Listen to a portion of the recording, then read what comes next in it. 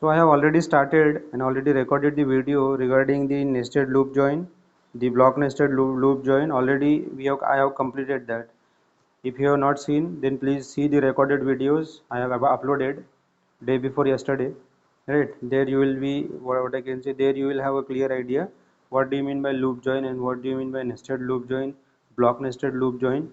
And today I am going to talk about the remaining three.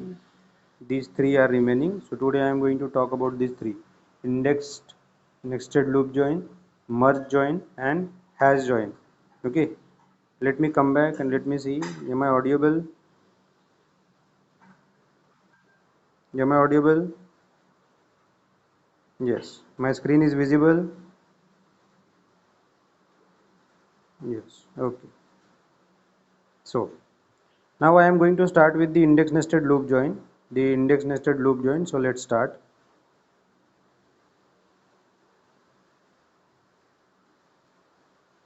So in index nested loop join, first of all, I will tell you how it works. First of all, for each tuple tr in relation r, we are going to probe the index. We are going to probe the index in tr for each tuple.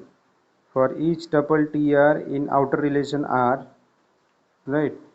We are going to probe the index in s and will satisfy the condition for every tuple in tr. Means what? If I want to tell you, I need to sort, this is the merge join. I need to sort both the relations. One is relation is r, one relation is s. Here I am having the joining attribute as a1 and here also I am having the joining attribute as a1 because this is the common attribute in both the relations r and s. Right.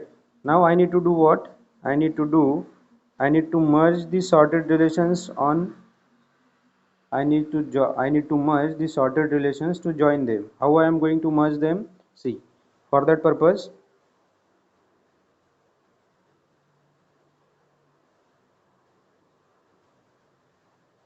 step number one is join the step. The join step is similar to merge step of the sort merge algorithm. What we do in sort merge algorithm? First of all, we take we take the run and then we are going to sort them. So in the same way, if I am saying I am having here a1, I am having here a2 and I am having here a3. These are the three attribute, right? Attribute a1, a2 and a3. So if I am saying I am having a1 as a, then a2 as 1, sorry, not 1, a2 as 3, right?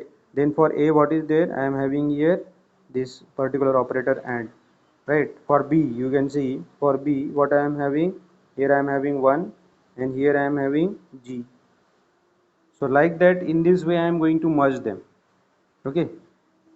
Now the main difference between handling of duplicate values with the join attribute, each pair must have, or each pair with the same value on the join attribute must be matched.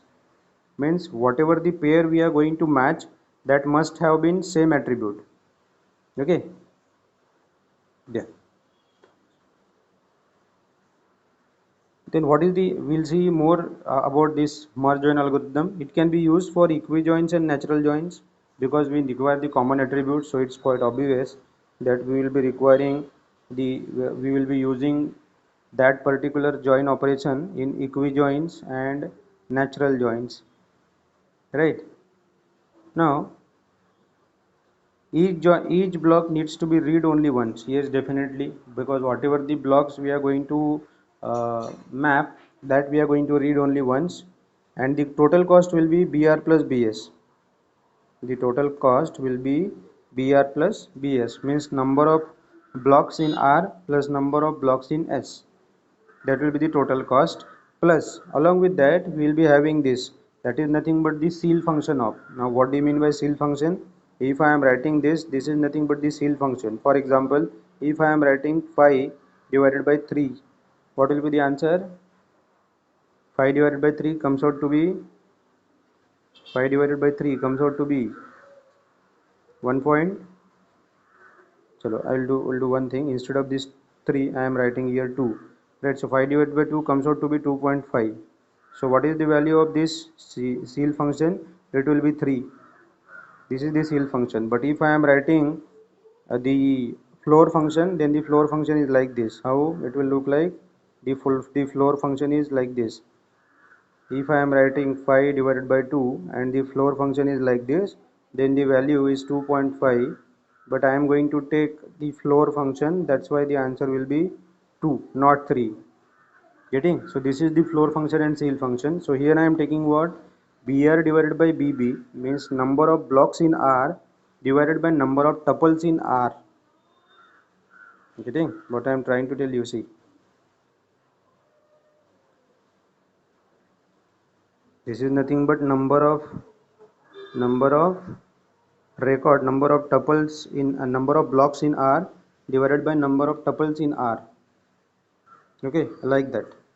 Then here number of blocks in S divided by number of tuples in S. So these many number of 6 I will require.